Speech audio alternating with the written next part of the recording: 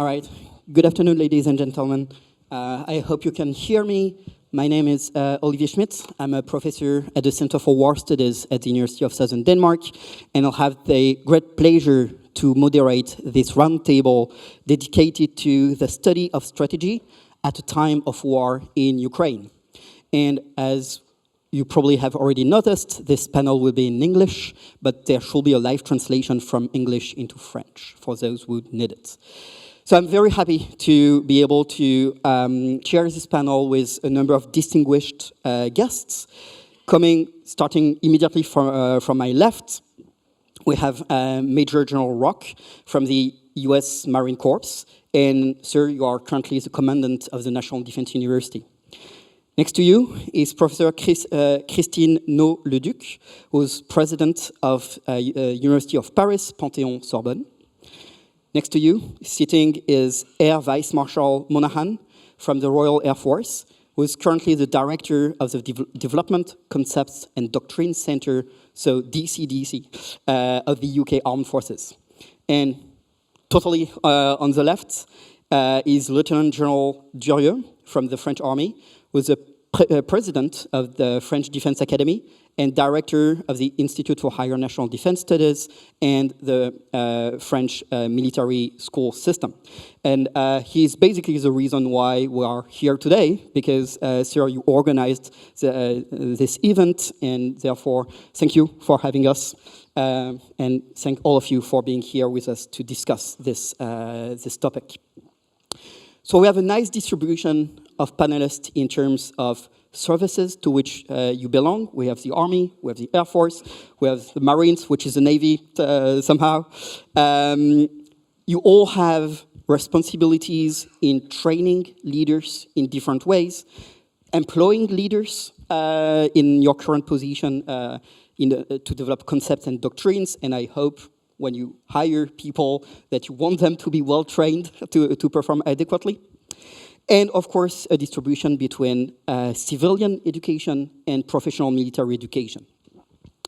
And the point of this panel, as the title indicates, is that the war and the Russian aggression against Ukraine in 2022 has overall exposed the relative lack of knowledge among civilian populations about war, but also among civilian elites about war.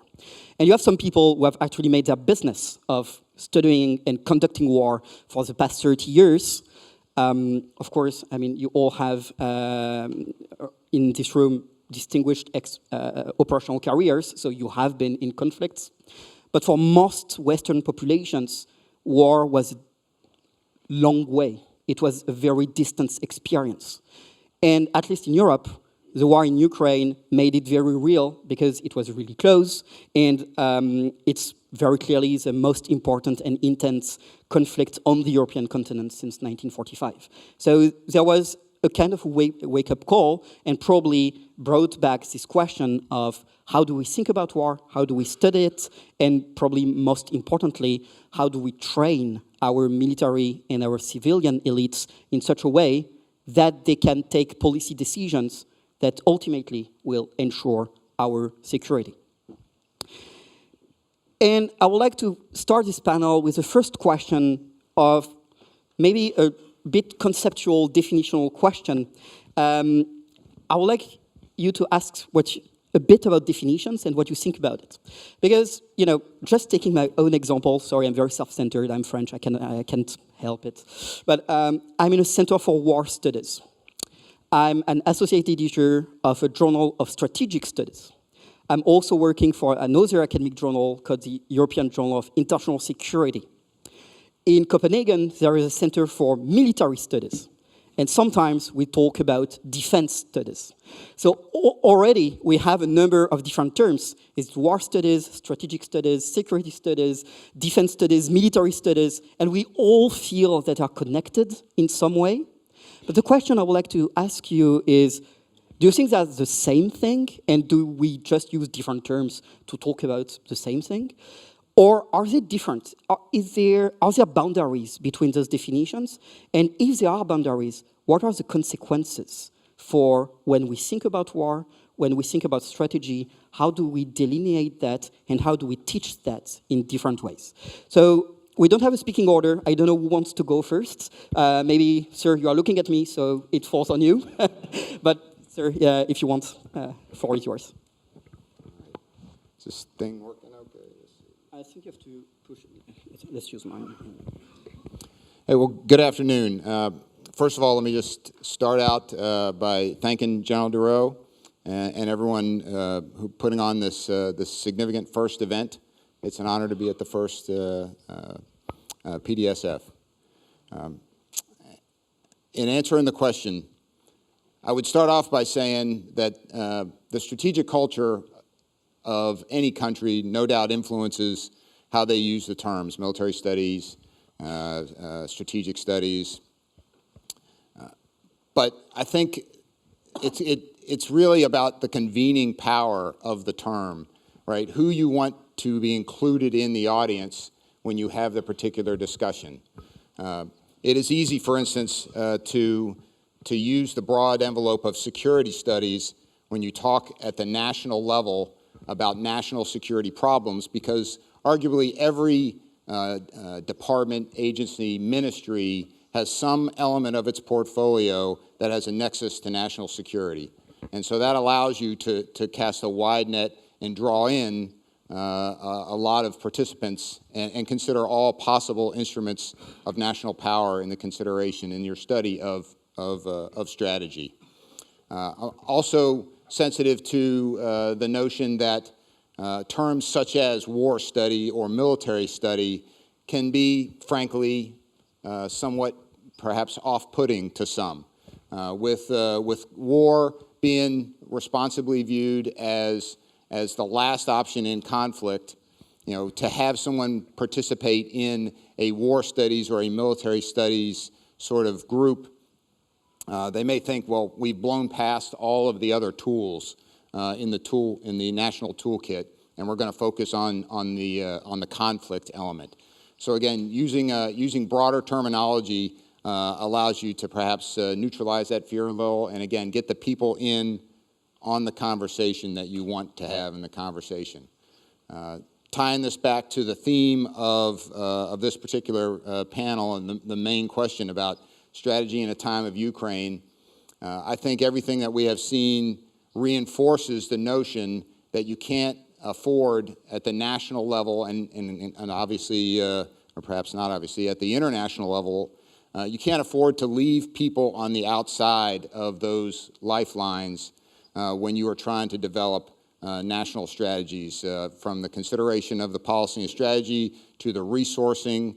And so I think it just reinforces more inclusive definitions as conflict phasing. I mean, as a military professional, like I was raised as a younger man, that conflict has phases, right? Phase 0, shaping. Phase 1, deterrence. And of course, that model is increasingly discredited from the standpoint of there are clean breakpoints. It is all mashed together, and you may find yourself in phase 0 while your opponent is already in phase 1 or phase 2. As recently highlighted just yesterday with cyber attacks, right? That's arguably a phase 1 leaning into phase 2 sort of thing on when we're phase 0. So again, with that in mind, I would just think in the modern age, a more inclusive definition of these terms is probably helpful. And that's it, sir. Thank you. Professor? Merci tout d'abord de l'invitation, puisque je suis un peu la non-professionnelle de la table ronde, et non-professionnelle parce que je suis présidente d'université, donc nous formons des civils, encore que, puisque nous avons beaucoup de liens avec l'enseignement militaire et les militaires, et de surcroît parce que je ne suis pas du tout spécialiste des études de guerre ni des études stratégiques. Néanmoins, j'ai discuté avec beaucoup de collègues, c'est un sujet d'intérêt stratégique pour notre université justement. Je pense, à titre personnel, je pense qu'étude stratégique est peut-être plus englobant, comme disait Général à l'instant. C'est un message plus englobant. La guerre, c'est la stratégie, mais ça peut être aussi une stratégie alimentaire, parce qu'il faut manger, il faut avoir de l'énergie, il y a des stratégies industrielles derrière. Donc quelque chose de plus global. Ça permet peut-être aussi de voir sur les phases avant, pendant et après-guerre aussi. Peut-être que la stratégie est à ce titre-là plus englobante. Néanmoins, c'est aussi une question de message. Et si on doit parler de la guerre, il faut dire qu'on parle de la guerre. Enfin, ça, en tout cas, c'est ma perception, c'est qu'il faut le dire. Il faut l'accompagner pédagogiquement, il faut l'accompagner par les études que l'on produit même sur ce sujet-là. Et pour tout vous dire, je vais donner 2 exemples pour notre université. Nous avons créé un programme de recherche qui était ancien, mais nous a donné un nouvel élan qui s'appelle Sorbonne War Studies. Et donc ce sont des discussions qu'on a eues lorsqu'il a fallu nommer le programme. Et dans le même temps, nous portons avec la Fondation Saint-Cyr la chaire des grands enjeux stratégiques. Donc voilà, est-ce qu'aussi a-t-on besoin de trancher? Je pense que les deux sont complémentaires, mais je pense qu'il ne faut pas brouiller le message je me permets de rebondir, je l'aurais peut-être pas dit il y a 3 ans, j'aurais dit les choses différemment, mais puisqu'il y a, vous me dites, la question est centrée sur après l'Ukraine, on ne peut pas faire comme si de rien n'était, et donc je pense que si on doit parler de la guerre, il faut parler de la guerre. Peut-être juste pour éclairer un peu mon propos, dire aussi former les élites, c'est ça la question, former à la stratégie les élites civiles et militaires. Mais est-ce que, bien entendu, c'est une question centrale. Je pense aussi l'Ukraine vient perturber je vais être un peu provocatrice, cet entre-soi. Et je pense que ça va bien au-delà de cela. Je pense qu'il faut, il faut prévoir pour ces études, qu'elles soient stratégiques, ou qu'elles soient de guerre, ou qu'elles soient de défense, ce que vous souhaitez, une fusée à plusieurs étages. Les élites, la formation des élites est un des étages fondamental, mais je pense qu'il y a d'autres étages. Il y a les étages de nos étudiants qui sont en licence ou en master, peut-être de futures élites, et puis il y a aussi la formation des citoyens, et par une sensibilisation aux enjeux. Donc je pense que c'est un problème extrêmement complexe, que les universités, peut-être par la globalité de leur formation, peuvent utilement contribuer à éclaircir et à construire.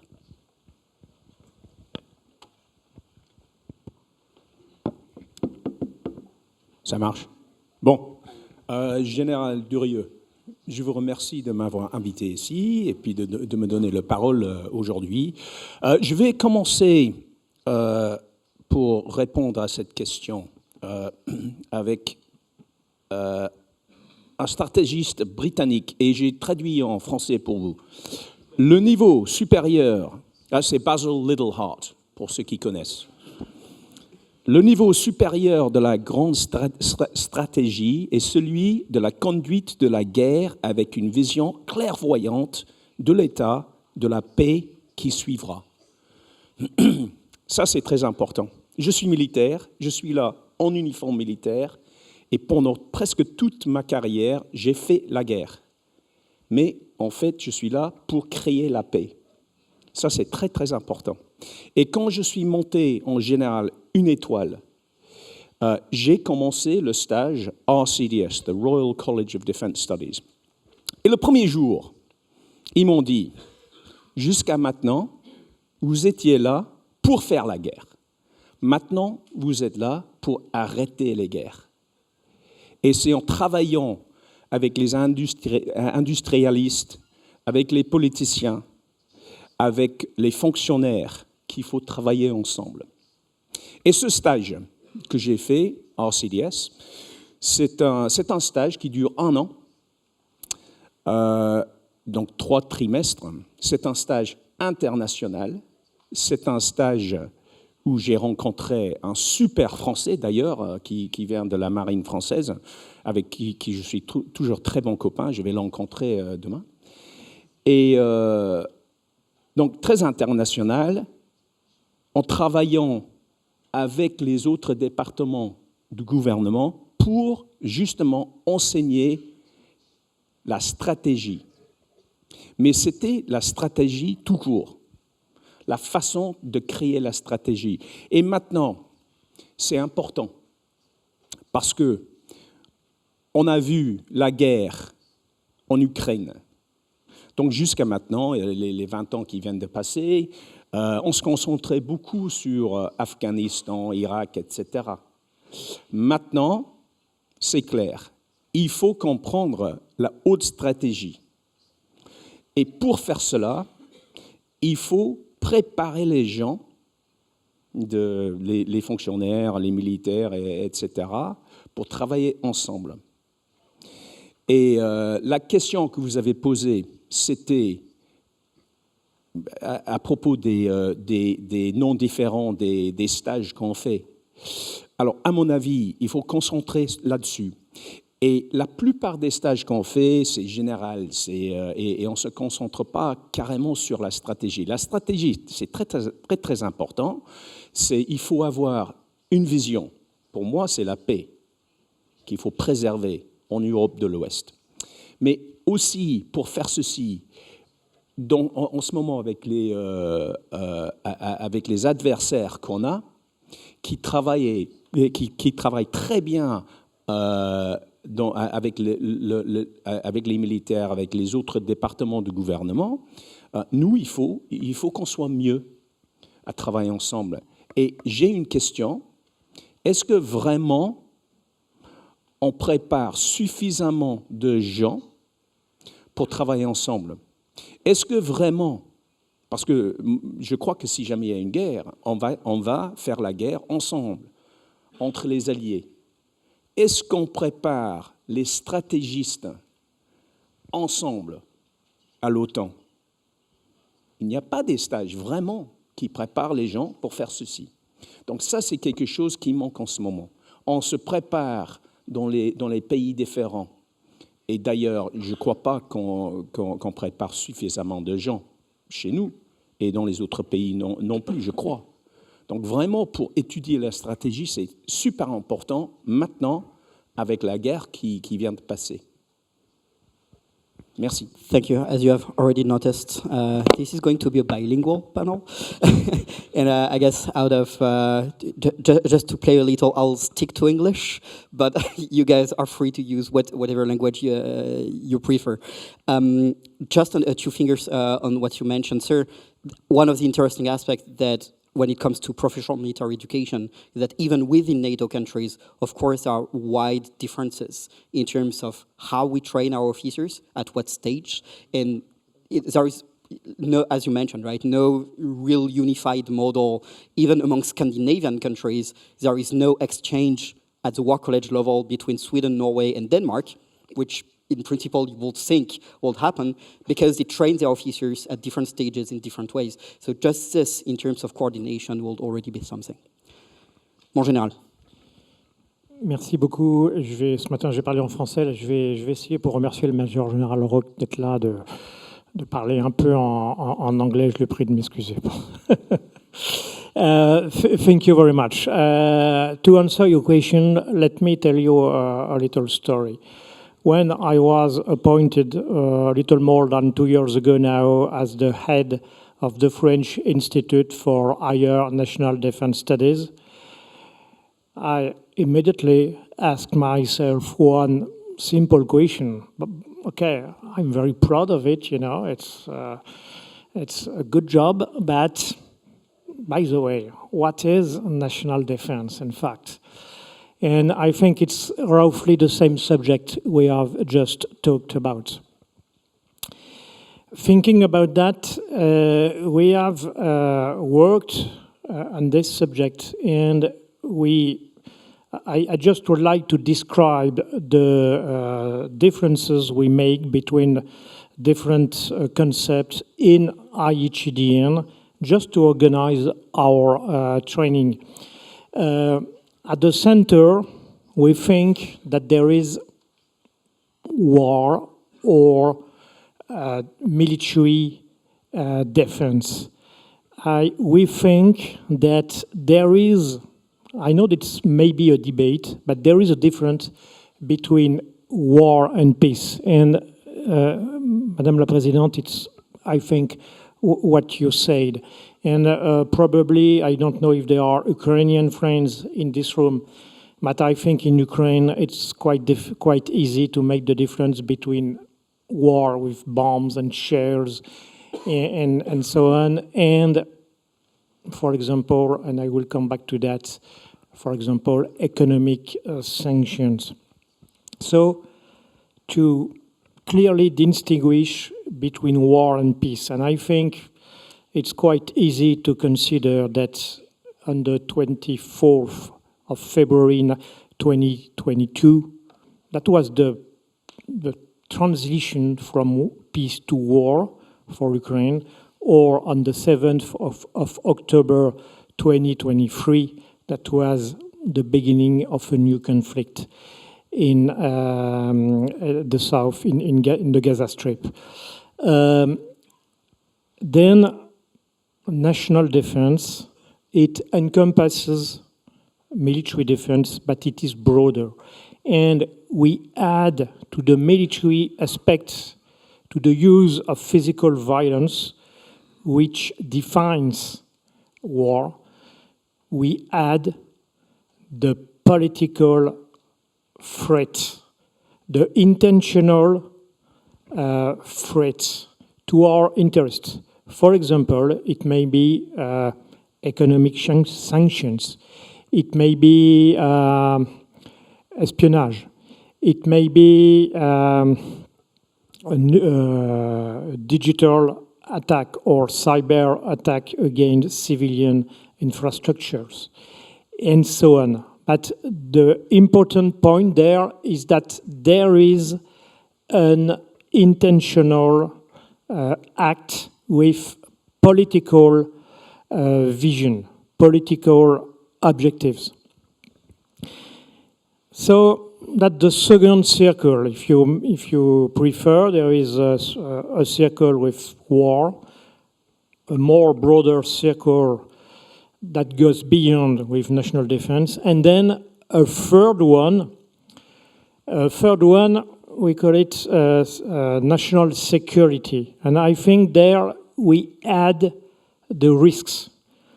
The risk, it may be, of course, natural disasters, technological disasters, pandemic. But it may be as well, for example, if you take piracy, when there is a small boat off the Horn of Africa,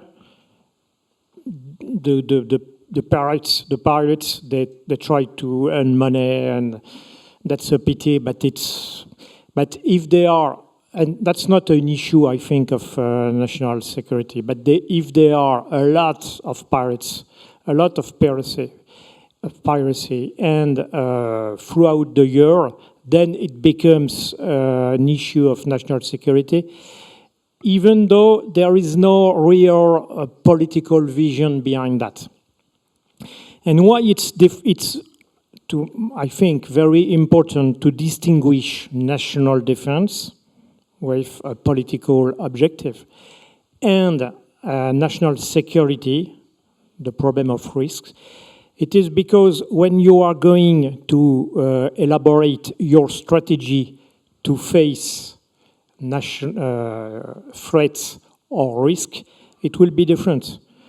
Against a threat, you can retaliate, you can anticipate the next move of your opponent, you can retaliate in an other domain. For example, against cyber attack, you can retaliate, for example, with economic sanctions, for example. Whereas, of course, again, a national disaster, you just cannot retaliate, of course. And so I think it's quite important for our national institutions to be very clear about the difference between military threats, civilian threats, or risks. Because otherwise, in our societies, everybody speaks about war for anything. And I think that it's not something we should like. I think war should be kept for what it means. And when we talk about cyber war, I don't speak about what it is happening in Ukraine, but or economic war, that may be an interesting analogy, but it's not the same nature. And I think this is very important. Thank you. It's a very Clausewitzian view of war, unsurprisingly, right? And with this Russian dolls type of model, with war studies at the center, because there is something very specific about the political use of organized violence, then national defense around it, then security around it, and probably a connecting thread, which will be strategy. That is something that you have to do at every level, in a way. Which leads me to my next question, which directly related to this panel, which is how do we train people to do that? You, sir, you mentioned it, right, that basically the first part of your career as a young officer is not the same thing that you do as a general, right? The nature of your job changed, and I think you all experienced it, that planning an operation as a platoon commander is not the same job as you do right now in your current positions. The same can go for civilians as well, right? I think a young desk officer in a ministry who's specialized in a very specific topic is not doing the same job as a director of a huge section or division within the ministry itself. It's not the same job. So we need to keep training people for lifelong learning. And it has two questions. First, how do we do that? How do we make sure that we secure enough time in people's career so that we keep training them when we need it? What kind of partnerships do the institutions need to establish? You mentioned the RCDS. The RCDS has this partnership with King's College London, right? So there is a military-civilian cooperation which is deeply embedded. That's the first question. How do we do it to promote lifelong learning? The second type of question is, what kind of skills do we need to train? It's not, as I mentioned, it's not the same job when you start your career and when you are in the middle of your career and nearing toward the end of your career. With your experiences, your collective experiences, what kind of skills do we need? Which one do we need to foster? What are we good at? What are we not so good at? And what do we need to reinforce? Sir, yeah. You keep looking at me, so. I'm only looking at you because you're talking. And I know. I can look somewhere else. I know. But that's fine. It's tough to follow my distinguished panelists anyway, so I'm glad I get to go first. I would respond to the question in this way. At the National War College in the United States, when the students we bring in, both military and civilian, we think of them as being experts generally in one instrument of national power. They are, our student population, again, at the National War College, are students who likely are at the apex of their tactical competence, having just led, if they're military, perhaps a battalion or squadron. If they are in our civilian interagency, led an agency office of significant responsibility. So we really see our challenge and getting at the skills required is helping them transition from being tactical experts in one instrument of power to being much more broadly informed generalists. And we do that via our curriculum, the design of the curriculum, the composition of our faculty, military, civilian, professional academic, practitioner, and then even our student body. For instance, at the National War College, as a specific example, and it's not exclusive to us, but our War College class is 60% military, 40% civilian from the host of the interagency, and plus we also have a significant international fellows contribution.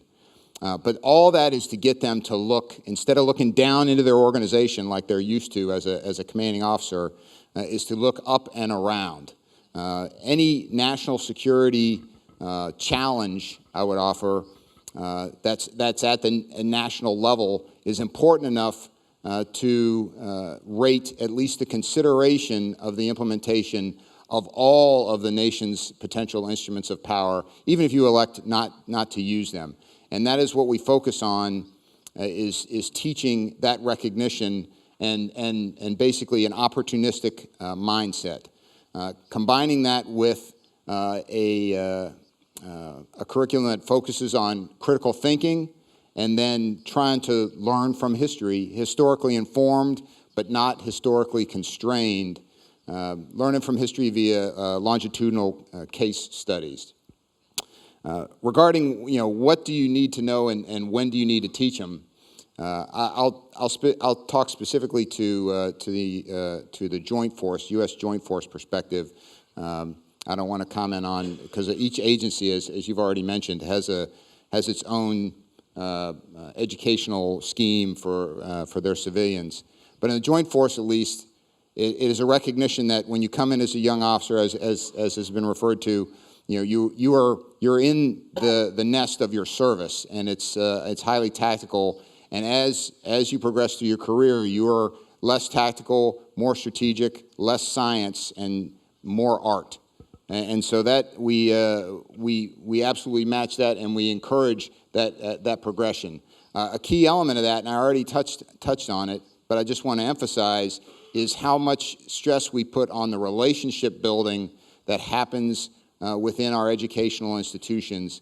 Like, for instance, when I attended the War College, I just finished Squadron Command. I had certainly worked with other agencies of government before, but I didn't really, I didn't know any of the practitioners, on a personal level, and understood really how the culture of their particular agency or department affects how they look at national security challenges. And those relationships, especially as folks continue to get higher rank, more exposure, they just continue to pay off. The one other thing I would just mention is something that we do at the senior service college level in the United States is we go to the extra pain to make these senior service colleges have civilian degree accreditation, and that is, as anyone who does that for a living or has to go through that is not easy. We endure that, though, with the belief that is a key element. The ability to do academic research in an accredited degree, accredited program is an important part of how we teach our emerging leaders not what to think, but teach them how to think. And I'll just close by, I just want to compliment this particular question. I don't know whether you knew it or not, but this is actually going to be one of the main themes of the upcoming NATO Conference of Commandants being hosted in May at the National Defense University. So well done. Alors, je pense que la question de la formation, alors il y a la formation des militaires et la formation des civils, même si, alors je pense que peut-être en France, alors je ne connais pas bien les modèles étrangers, mais par exemple en France, on est souvent quand même dans des silos un petit peu, ce ne sont pas forcément les mêmes écoles, ces écoles ne sont pas forcément dans des universités. Je pense qu'il y a peut-être une plus grande proximité, imbrication à avoir dès la formation initiale, en fait. Mais bon, après, il y a des formations sur des fonctions tactiques qui sont quand même très spécifiques. Donc, je pense qu'il y a déjà sur la formation initiale, faire en sorte que, à la fois les étudiants, la formation civile, et peut-être plus d'enseignement, d'ouverture, on appelle souvent d'ouverture, mais vers la guerre, vers la stratégie, etc., pour donner le goût éventuellement à des perspectives de carrière autres, et puis à intégrer cet aspect fondamental pour la nation. En revanche, vis-à-vis des militaires, bien entendu, on n'intervient pas forcément en formation initiale, même si on a des collègues qui peuvent être détachés auprès d'institutions militaires, l'enseignement militaire ou l'Académie militaire de Saint-Cyr.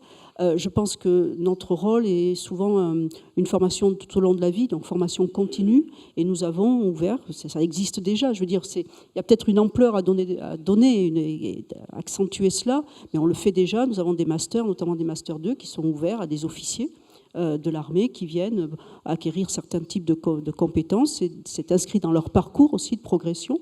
Donc ça, on le fait. On le fait aussi dans la gestion de crise ou dans un master qui s'appelle sécurité-défense. On a ces aspects-là. Il y a peut-être aussi un des aspects qui n'est pas suffisamment développé, bien qu'il existe, c'est aussi la question du doctorat. Je crois que pour les officiers, particulièrement au gradé, la question du doctorat est une question très importante en termes de carrière, mais aussi, je pense, d'appropriation de sujets stratégiques sur lesquels on peut développer et aller plus au fond de la démarche. Donc je pense que ça, ce sont des points pour lesquels les universités peuvent faire des efforts en collaboration avec, bien entendu, l'enseignement militaire. Mais si on revient peut-être à quelque chose de plus fondamental, je pense que, et en général vous le disiez à l'instant, c'est la question aussi de la compétence, c'est-à-dire l'esprit critique et l'ouverture d'esprit. Je pense que ce soit pour les civils ou que ce soit pour les militaires, la formation à l'esprit critique et à l'ouverture est fondamentale. Je suis convaincue, en fait, que, parce que souvent on dit que les études stratégiques, les études de guerre, c'est au fond transdisciplinaire, c'est obligatoirement par l'objet, c'est transdisciplinaire. Mais je suis convaincue que ce sont souvent les meilleurs spécialistes qui arrivent à faire la bascule vers la stratégie et le côté le plus généraliste. Parce que quand on est un des meilleurs spécialistes sur un sujet extrêmement pointu, souvent on l'est par des compétences particulières, mais aussi une capacité à travailler, une capacité à aussi s'ouvrir au-delà. Je ne sais pas, je vais vous dire une bêtise peut-être, mais un ingénieur qui travaille sur un missile très spécifique, s'il n'est pas ouvert à d'autres spécialités à côté, il ne fera jamais bien son métier. Donc je suis vraiment convaincue de cela et je pense qu'il ne faut jamais opposer les spécialités à la compétence, à élargir son champ de connaissances et de compétences. Ce sont des étapes je crois que ça a été évoqué, ce sont des étapes dans une carrière, dans un processus, dans une montée en compétences. Et autant on ne perdra jamais l'aspect tacticien, enfin spécialiste, il nourrira ce que l'on deviendra en étant plus généraliste sur des études stratégiques et à un autre niveau de prise de décision. Et je pense que ça, mais peut-être je me trompe, mais c'est valable pour les civils comme pour les militaires. Et je pense, nous, c'est en tout cas ce qu'on souhaite faire avec nos étudiants, c'est qu'au-delà ce sont peut-être des hyper spécialistes d'une thématique, voilà, mais ils ont une ouverture d'esprit, une capacité à avoir un esprit critique qui fait qu'ils auront les compétences pour rebondir plus tard. Et je crois que c'est cette capacité d'adaptation, de rebond, d'agilité, vous mettez le mot que vous souhaitez, qui est vraiment ce qu'il faut le plus cultiver pour permettre, parce que je ne suis pas certaine que l'on sache aujourd'hui quels sont les métiers ou les compétences dont on aura besoin dans 10 ans, dans 20 ans. J'en suis pas convaincue, je ne sais pas. Si vous prenez les progrès de l'IA et avec l'ordinateur quantique, dont j'ai appris qu'a priori dans 2 ans, c'était sûr, il était là, vous couplez l'ordinateur quantique à l'IA, mais les campagnes de désinformation que l'on peut voir à l'heure actuelle, c'est exponentiel. Mais ça a toujours existé en même temps. La désinformation, je suis sûre que Louis XIV la connaissait déjà. C'est simplement l'ampleur, les forces des outils que l'on a actuellement et qui ne feront qu'augmenter. Donc je pense que en tout cas nous, c'est la stratégie de l'université, c'est de faire en sorte que nos étudiants soient armés pour avoir les compétences qui leur seront nécessaires demain pour rebondir. Et je pense que ce rebond de carrière, il est valable aussi dans le domaine militaire. Yeah, I guess this question, it's learning how to learn, right? Basically, so that it's a lifelong experience, which I think is a common challenge for both civilian and military institutions, right? To transmit and transfer those ways of thinking, because the default setting is that we teach content, but we don't teach the skills themselves, because we are better at teaching content. It's easier, right? But teaching how to learn, that's the core challenge. Sir, how do you address it in the UK? I'll practice my English now. I'm sure you'll do fine. It's an English panel. And I don't want to confuse the interpreters, sorry for the last time. So, let's go back in history. There is something in the British military, in the British psyche, that is quite important, I think. Throughout the late 1700s and into the 1800s, there was a certain anti-intellectualism in the British military. And that's really important to understand. And there is a certain thing in our psyche which is to be a professional gentleman, or to be a gentleman first, and then to be, yeah, and actually your professionalism sort of sits quietly behind behind you as a person. We made a decision at the back end of the 1800s to establish a staff college in the army. The Navy took a bit longer to then set its staff college up, and the Air Force obviously hadn't been formed yet, so we caught up a bit later on. But you can see that, and the story of the Royal Air Force is quite interesting because it forms as an organisation, and a staff college is established. For the first 3 courses, the students on the staff course spent their time really analysing what had happened in World War I. So Staff College was formed in 1923, so 1923, 24, 25, they were contributing to the writing of air power doctrine. And it was a really progressive place to be. Course 4, we have something in the UK, we have the white and the pink. The white is the question, and the pink is the solution, which is kept in a safe, and that is the answer. And everybody tries to answer the pink, which is they try to get the perfect solution. By course 4 in the Royal Air Force, they were back to the mentality, which is, I just want to get the right answer. Has anybody seen the pink from last year? So it showed that very quickly this course that had been very, very progressive suddenly became a hoop jumping exercise to get yourself promoted. All right? So that's something that you do need to think about. What are you trying to do? Are you really educating people, or are they there to go to the next rank? All right? And that is a fault sometimes, I think, in the mentality. And I don't know if that's the same in other countries, but certainly various people will look at the various stages of education as something they need to do to get to the next stage. And that, I think, is a real shame. And it's something that we try our hardest to change. And actually, when I look at what's happened in my career, I think we have changed the dial. I think that we have got a really progressive education system. When I went to a civilian university, and all of my civilian friends who went to university, did university, went off, and they do jobs. They've had very little training from the companies that they've been in. I had a year to begin with, and then at various stages, 2-month courses, 3-month courses, a year course, and then another year course, and then another year course. I mean, that's an incredible investment that we make. But we need to make sure that we really do keep track of what it is that people are interested in, because we need to make sure that we're taking them on the journey and that it isn't considered to be a hoop jumping exercise. It's not considered to be something that you are doing to get to the next stage. Because the study of warfare, and I look out to all of you people there in uniforms, the study of warfare is absolutely fascinating. And it's psychology, it is physical power, it's history, it's politics, it's geopolitics. And the further down the rabbit hole that you go in the study of the profession of your arms, the better you become as a warrior. And then ultimately, the better you become as a peacemaker, joining to my point earlier.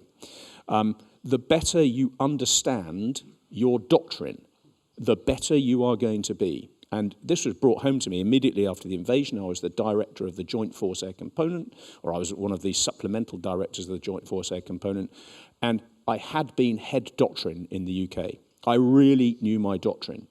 And for pretty much, I think, the first time in my career, I really knew I wasn't making anything up.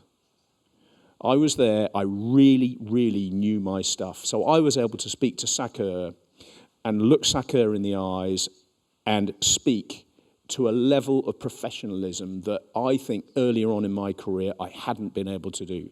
So to those of you who are lieutenant colonel type level, get in the books, read your stuff, because it will become more and more invaluable as you go down the line. That's a little piece of advice to you from an old warrior.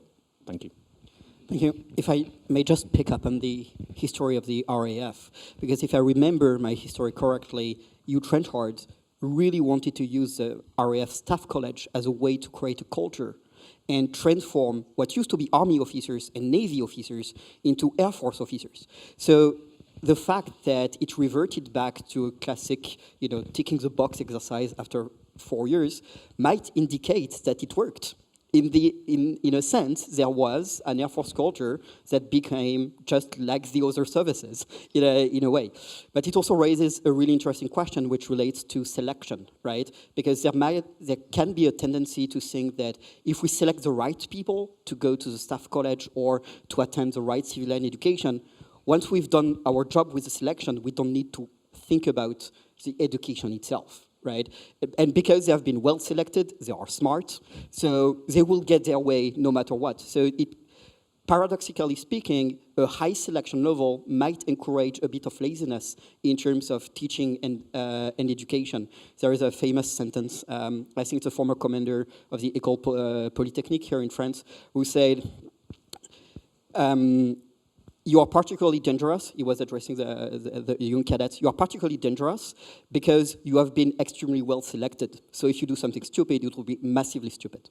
So, I think this tension between selection and education is also something to think about, both in civilian and military education. Sir, what's your point on this? Yes, thank you very much. The first thing I like to say is that I basically agree very much with each of you said just before, so I'm not going to repeat. In my position, I'm lucky enough to have the opportunity to train both military leaders, future military leaders, and civilian leaders. And I think, as you said, as the president of Paris University said, there are a lot of common points. You, for the civilian parts of the room, you probably know that when you are a young officer, you are in your army, for example, for me, Académie and then branch school. I was an infantry man, the best, of course, and then you learn how to use your weapons and so on. And when you are at the staff college and then at the war college, you try to understand the environment, how the other work with you, the army, the air force, and so on. And the first point, I think it's basically the same, at least what we try to do in Étudier with the civilian students, is to said, okay, you are a very professional, very savvy industrial or lawyer or CEO or journalist. But not everybody in the society thinks like you. You have to understand, if you are, for example, a lawyer, why the CEO, the officer, the civil servant thinks like it does. And I think that's very important. The second thing which I'd like to stress, to underline, is when you are in the middle of your career, beyond all what you said, for a lieutenant colonel or colonel or a future manager in big civilian organization, it becomes very important to know how your system works. In France, how it works with the parliament, the minister, the staff of each ministers, the president of the republic, the prime minister, and so on. Because too often we don't know that, and we lose a lot in these things. And to a certain extent, it's very important to know how does it work, but it's very important to become accustomed to to deal with different people, to exchange, to understand, to manage, and really, be it in the civilian or the military world, the art of management, I'm struck by that. It's very, very, very important. And it's not certainly not the monopoly of military officers, of course. And so I think when you asked what the most important skills were, I think the art of management, the art of understanding things, the art of being able to know that the world is not pink or everything's going to be okay, everybody is a good guy, and so on. I think it was a default of perhaps our societies in Europe for during a quite long period of time. Economics and law were going to solve everything. So that's a first temptation to avoid. And the second temptation, perhaps right now, it may be a dangerous temptation, is to say that everywhere there is risk, danger, the civil servant, the state is not good, they are corrupted, and behind every tree or everything that doesn't go very well in our society, there is a Chinese agent or everything. And I think we have to be careful, to be lucid, to see the world how it is, not how it should be, and not how we fear it might be. Thank you. So I've heard a number of different skills, actually, trying to sum up the different contributions. We heard that networking is actually important because it helps you in your career. Critical thinking, I think, is probably a common thread for everyone here, but also the ability to be reflexive in a way, knowing your environment, knowing your place in the environment, but also knowing your own limitations and how you can rely on others to circumvent that. So I think those are obviously important skills that need to be thought through and taught and fostered properly. Which leads me to my next question, which is what kind of balance do we need to achieve between training and education? Because it's not the same thing, right? Any military officer knows that you have to train how to plan an operation. There are procedures to do that. You train it, you repeat it, you get your pink answer or you don't get it. But it's training, right? It is how the organization teaches its future leaders to do things the proper way. At the same time, there is a counterbalance to it, which is education. It's how you teach the critical thinking. It is how you teach the skills we're just discussing. But in a way, education can be dangerous because this is when people get ideas and when people can somehow criticize what the organization is doing.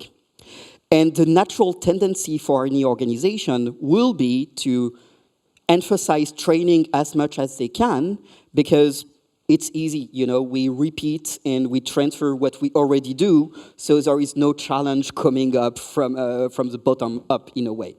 But you still need the education. Of course, otherwise, the organization is just going to falter over time, keeping doing the same thing. But it's a balance. How do you balance the training on the one hand, which is absolutely required, and education, which is a critical thinking element, which can be dangerous, which the organization might not like, but which needs to be there somehow? Okay, great question, and I think the last one did set it up very well from the standpoint of what I talked about in my previous response regarding the career maturation of an officer or their civilian counterpart over the course of their career reflects. And I apologize, I could not find exactly who made this quote because apparently a lot of people claim it, that we train for certainty and we educate for uncertainty. And that is reflective of an increasingly joint and strategic outlook in the process and the progress of our educational milestones in an officer's or a civilian counterpart's career. If I could just kind of hijack the question a little bit and do a tangent. Training versus education is an important question, but I think another thing that's very important and an urgent conversation today is the question between education and technical mastery of subjects. I mean, for instance, when I came into the Marine Corps 35 years ago, we were not talking about cyber. We were not talking about space. We were not talking, and these are generational shifts that impact the very character of warfare. And again, as I talked about a career progression for an officer, for instance, is to move from tactics and science to art and strategy. But are we perhaps, and I don't think we have this settled yet, we are leaving them with a gap, because when you have capabilities, hypersonics, or the ability to shut down someone's civilian and or military infrastructure remotely, I mean, that has operational and strategic effect that has knock-on effects that I don't think very few people can really comprehend. And for the way we're making strategists these days who do not have that tactical background in those particular areas, so what are we giving them to solve this with? Like, they can reach down and find the young tactical master of cyber, but that very narrow person, that narrow expert, may not have an appreciation of the second, third order effects of this technology and its application as it's being applied on battlefields today, or is ready to be applied on battlefields today. I really think it's a vital question that we need to figure out to bring these capabilities into the right place from a national perspective as we think about applying them. Because again, just all the unintended or intended consequences, the threats and opportunities they present, such as compromising the very nature of what it is to deter, right? I mean, deterrence used to be only restricted really to the nuclear realm.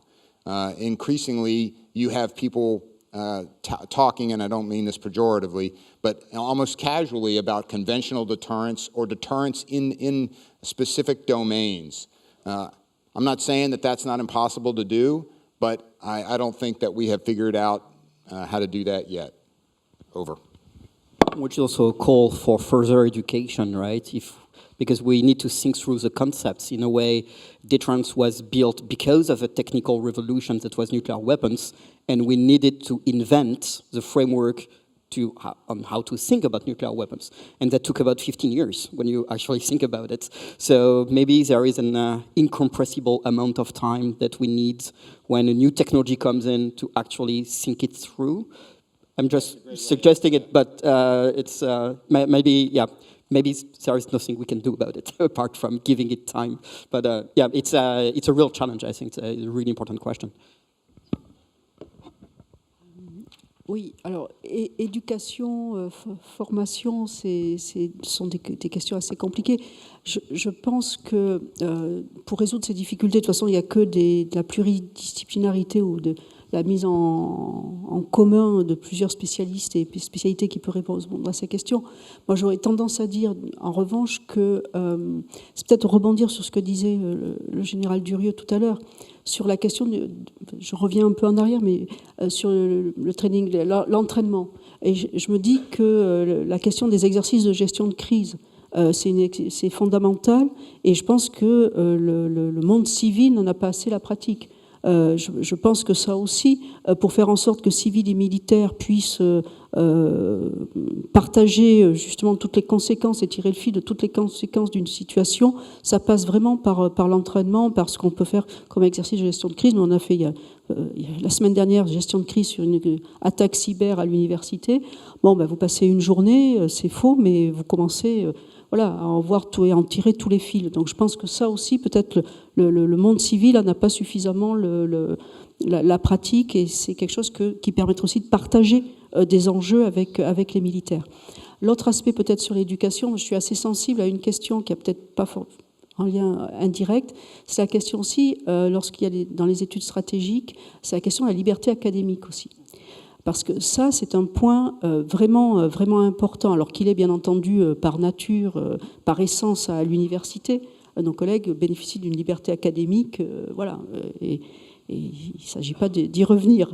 Mais cette liberté académique, elle est aussi importante, je pense, dans l'enseignement militaire, mais dans des contextes. Alors après, il y a un contexte spécifique, il y a les secrets des données, enfin, il peut y avoir beaucoup de choses qui peuvent venir contrarier ou encadrer cette liberté académique.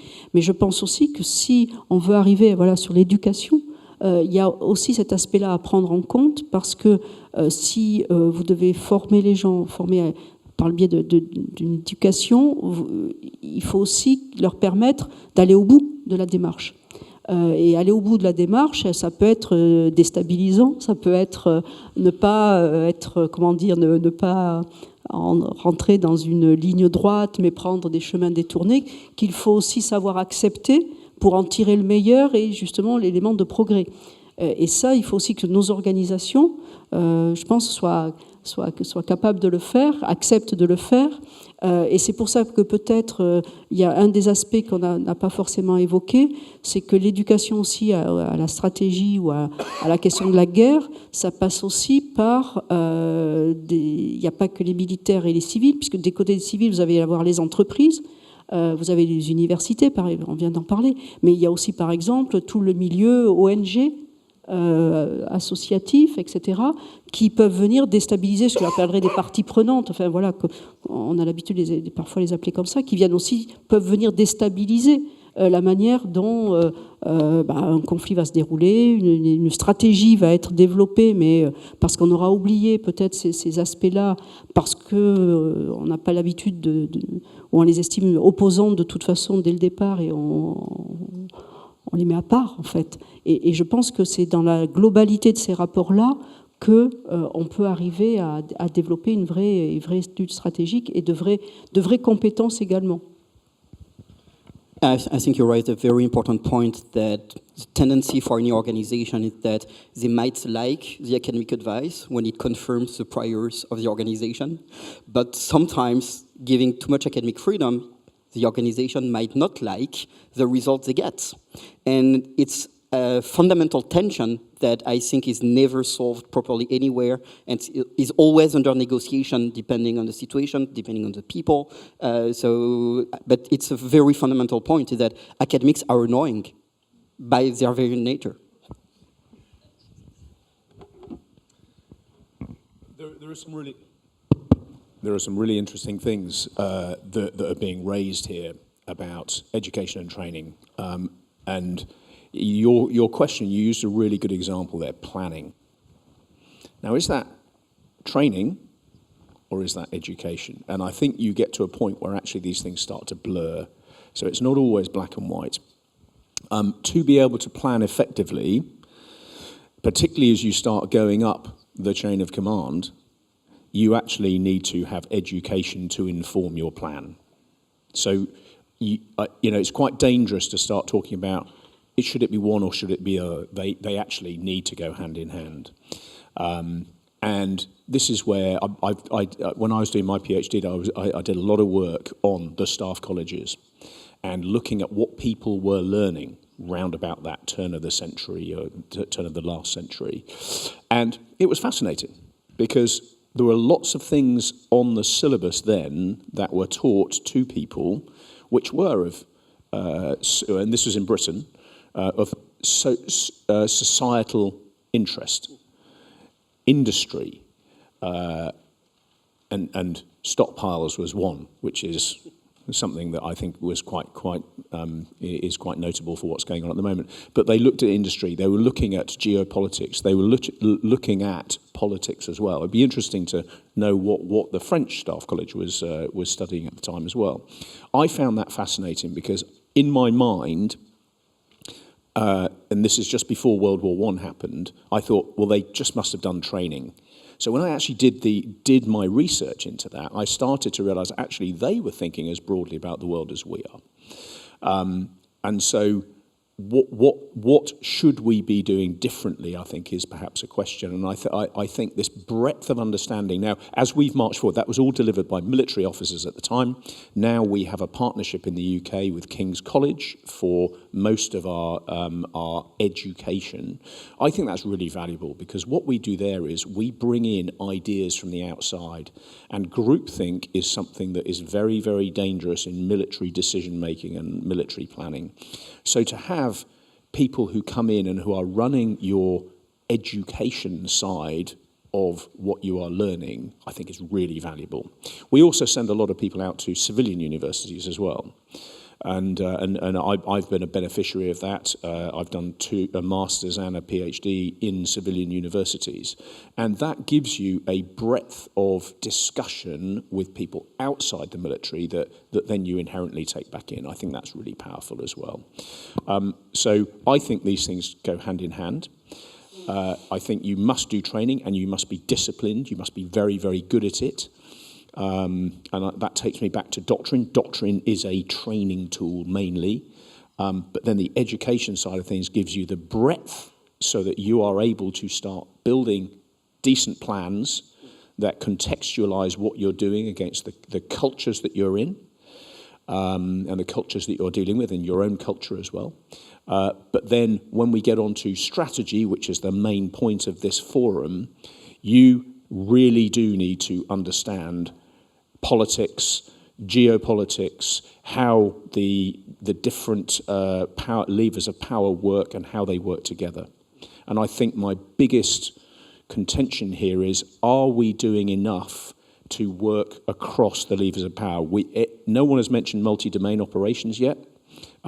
We know that we need to conduct multi-domain operations.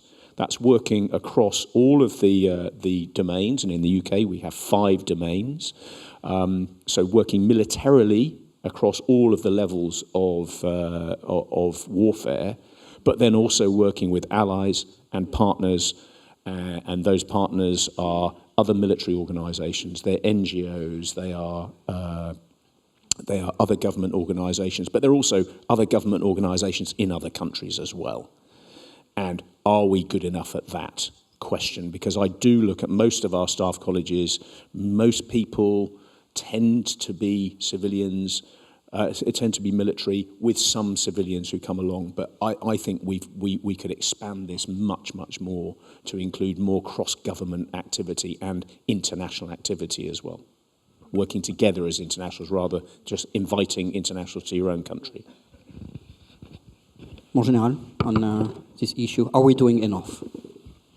No, thank you. Just not very much to add, but I would perhaps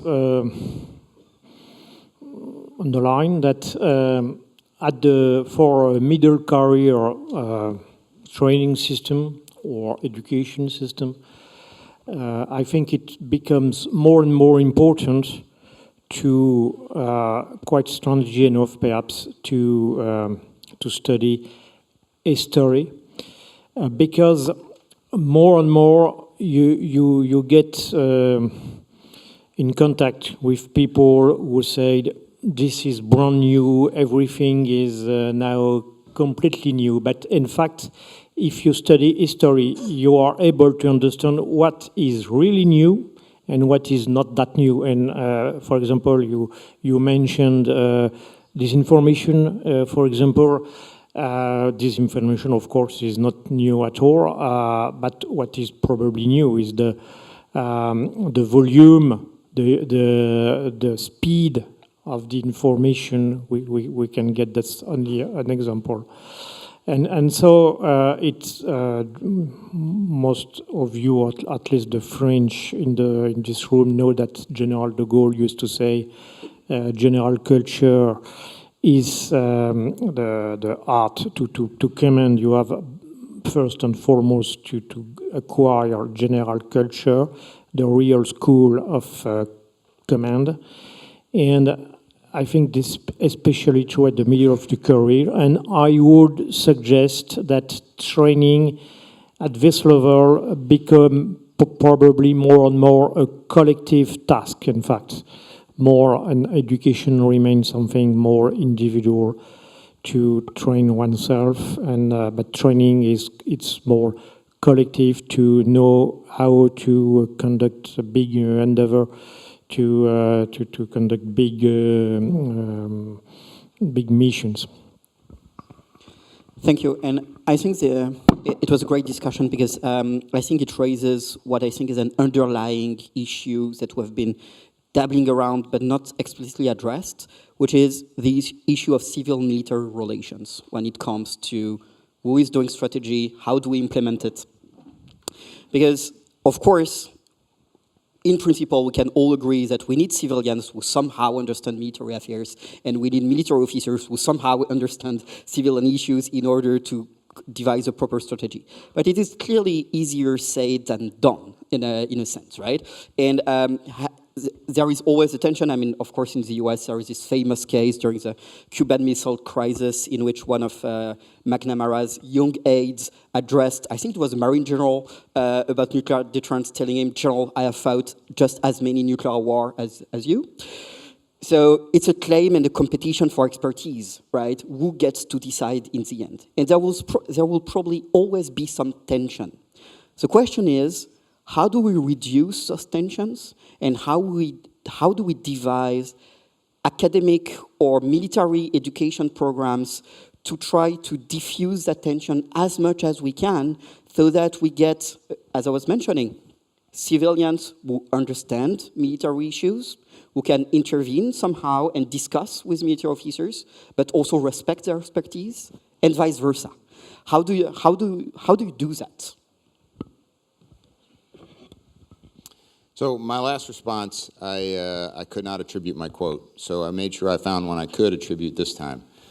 Clemenceau's phrase that war is too important to be left to the generals is probably more relevant now than even when he said it. I think it is important that we recognize, and when we're communicating and teaching strategy, recognize the difference between the instruments of power and those who have understanding and the ability to apply that instrument. Fundamentally, you do not have to be in the military to understand the military instrument and even apply the military instrument, because, like in the United States, we have agencies and departments other than the Defense Department that have very military instrument-looking powers. Right, so you don't necessarily have to be in the DoD to talk and apply the military instrument any more than you have to be in the Foreign Ministry or the Department of State to do diplomacy. I mean, a fundamental tenet of theater security cooperation is, at the lowest level, is essentially you're executing a sort of military diplomacy. Now, it is. Of course, any nation's military rightfully sees, and I would hope takes ownership of the ability to represent its particular manifestation of the military instrument.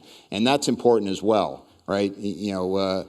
Just because you're in the military does not mean you are a master of all things military. Your expertise, depending on what country you're from, and the kind of capabilities that are on your plate, that expertise is your particular manifestation of the military instrument. And especially when you're talking about a competition or a conflict where opposing wills with other capabilities, you may not be the smartest person in the room in uniform, the smartest person in the room on a particular military instrument.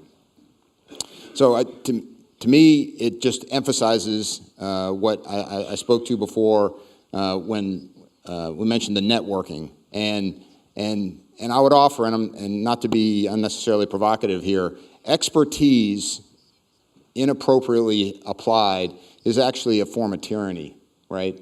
We've heard that knowledge is power, but at the strategic level, it is incumbent upon strategic leaders to look to communicate, their mastery, the lessons of their mastery, in as collegial a way as possible to help develop their peers, right? It is not enough to walk in the room jealously guarding your knowledge of your instrument and then reveal it at a time and place of your choosing. It is in your nation's interest, I would argue, our nation's interest, to have a strategic community that is communicating, community, right? It is communicating across the instruments of power, across the institutions that apply those instruments of power, to be able to generate a more coherent and holistic appreciation of the national challenges and threats that are being presented, and then to begin to shape those responses, again, considering all potential instruments of national power. You may have picked up a theme here. At the highest level, war is a human endeavor, right? And strategy is a human endeavor, and you cannot get around the importance of the personal relationships and the communicating through those relationships that are essential to good strategy. Over.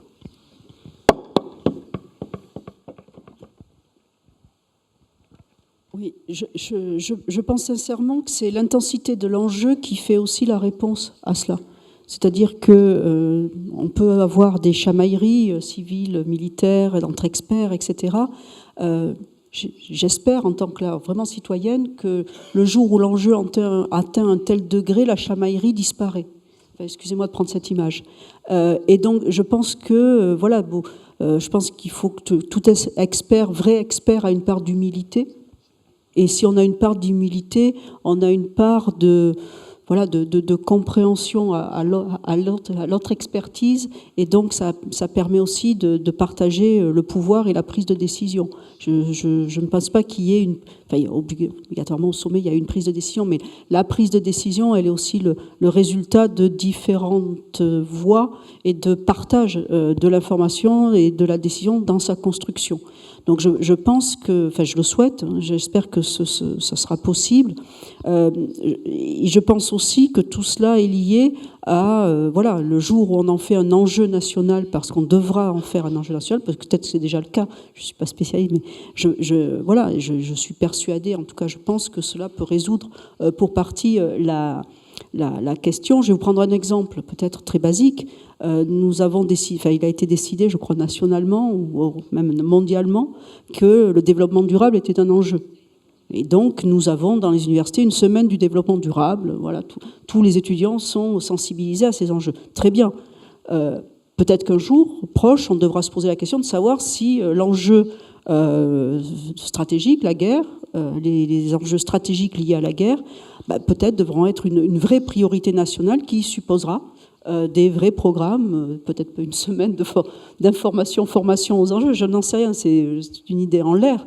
Et je crois que c'est ça qui fait la mobilisation des uns et des autres, et qui résout aussi la prise de décision.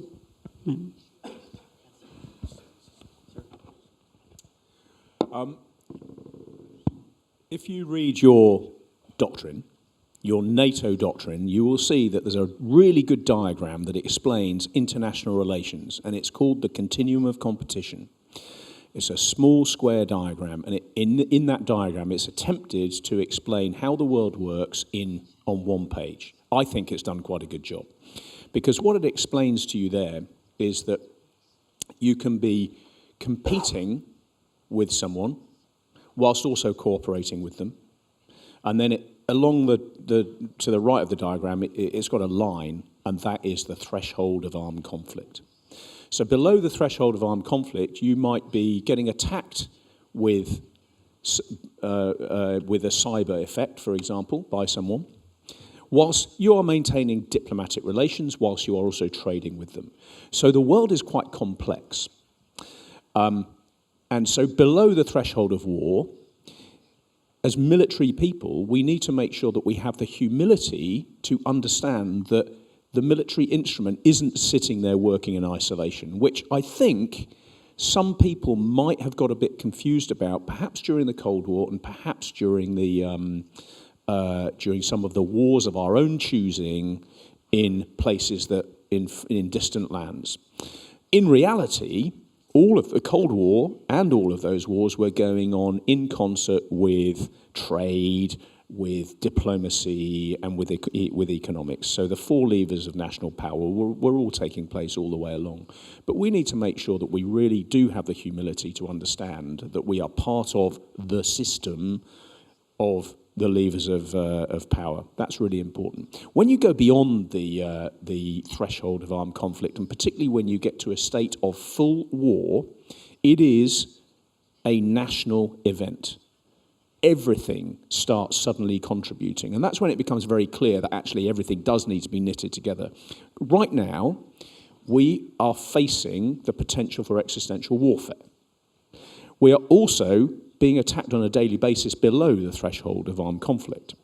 So at the same time, we need to be preparing for a long war, but we also need to make sure that we are there and dealing with the current threats, whilst also trading with some of these people who we might be referring to as adversaries, whilst also maintaining diplomacy, because ultimately we're trying to maintain peace, as I pointed out in the very first quotation at the beginning by Littlehart. This is really important. So anybody who is in the military who thinks that they are going to operate in complete isolation, they're wrong. But then also, I spoke earlier on about multi-domain operations. We need to get out of the silos that we have been used to working in. We need to understand that you might be in the infantry, but you also need to be a real cyber warrior. You need to understand space. You need to understand the other domains, because it's no longer good enough to work in segregated activities that are geographically bounded. We need to be really maneuverist in the way we go about our business. We need to make sure that everything is knitted together, that we understand each other, but that goes outside the military as well. So I think the word I'll leave you with there is humility. We have to have that, and we need to understand that we are not the most important person in the room. We're the sum of the parts. So humility is the word that I'd like to leave you with this afternoon. Thank you.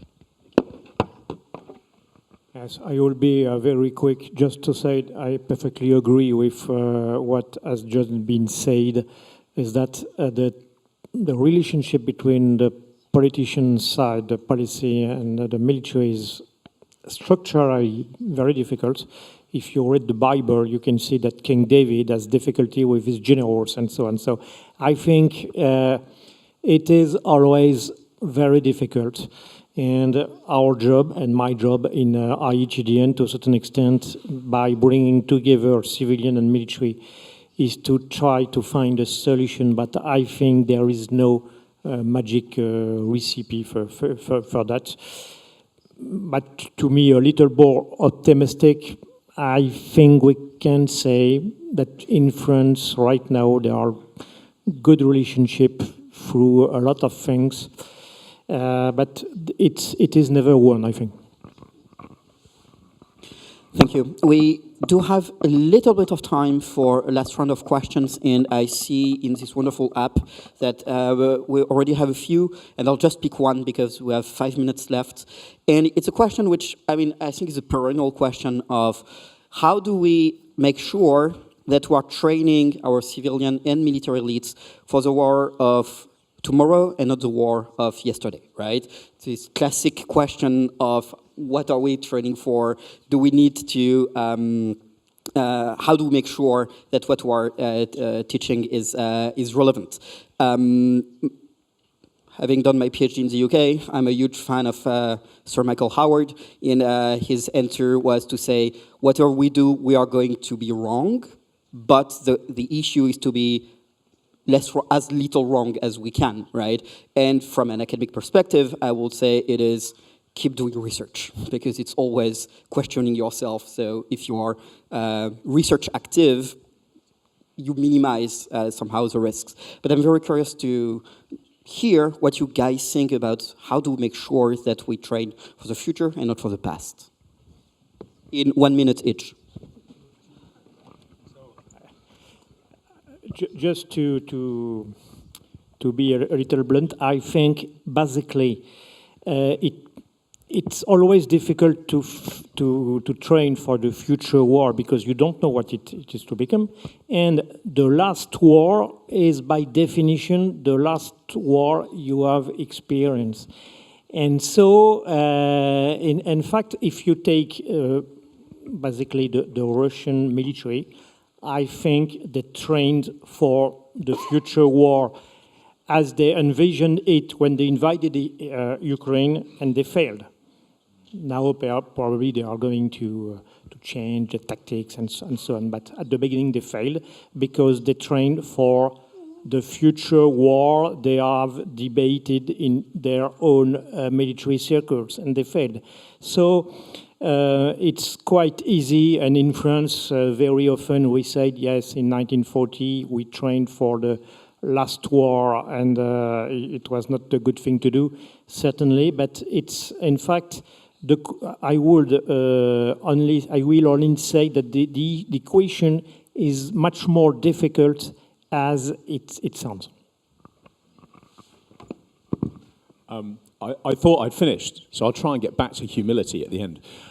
The really important thing that you need to do, and this ties everything together really nicely, so it's a great question, is that you need to sit there and try to look at the future in the best way you can. How do you do that? Well, my organisation does that. We look at current trends, and we produce a document called Global Strategic Trends that will be out on the 17th of June.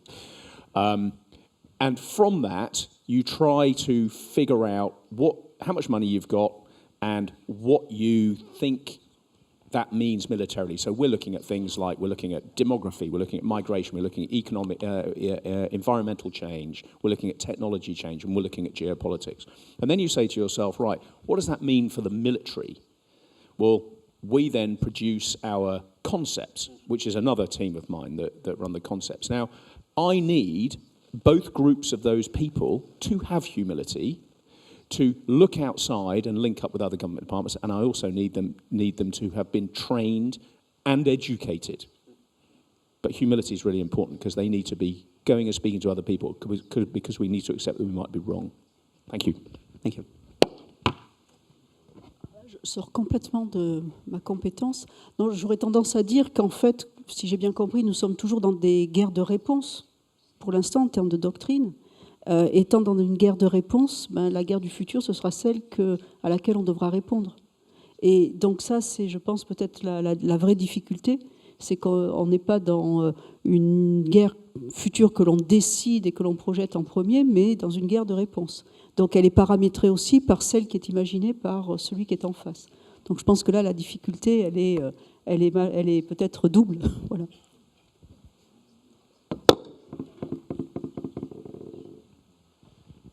This question makes me think of, I enjoy the author Nicholas Nassim Taleb, his Black Swan. He is not kind to very many people in that particular book, but he does speak respectfully of military planners because, in a book all about risk, he emphasizes that military planners go at and plan for the things other folks will not. Right, the most dangerous situations. And so, kind of to your point, all models are wrong, some models are useful. From the military perspective, history is going to judge you, but if you are preparing for the most dangerous threat and then something else happens, something less existential, something less catastrophic, and you don't quite get that right, you may have the time to recover. Right. So, just in answer to the question, I think it's, if you're searching for what you should plan for, plan against the toughest threat. Thank you. I think it was a fascinating panel in which we tackled a number of different topics in terms of education, skills, and civil-military relations. And I would like to really thank you for engaging with the questions and creating what I think was very enriching conversations. So if you would like to join me in applauding our panel, thank you.